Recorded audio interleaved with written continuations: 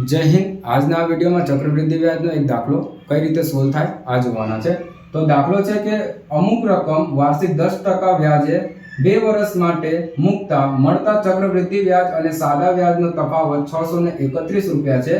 तो केटला मुद्दल व्याजे मूक्या हशे ए आपणथी पूछ्यो छे।